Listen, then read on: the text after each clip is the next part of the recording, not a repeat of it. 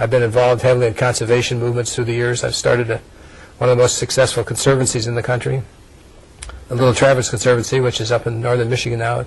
To date, it's preserved something like 25,000 acres of land and about 55 miles of streamfront, waterfront. I started the local Audubon chapter and then started the local Sierra Club chapter. I got involved in 3 environmental lawsuits, which is a long but interesting story. And I also became quite engaged with the question of why we needed all this conservation effort.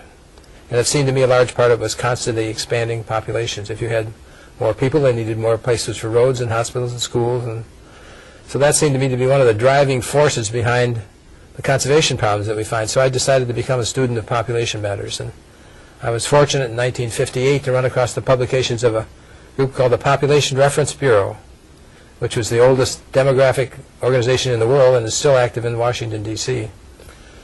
And I read their stuff and became convinced that population was part of the problem. And so my wife and I became involved with Planned Parenthood because it seemed that offering people the chance to control their fertility was part of the solution to that problem.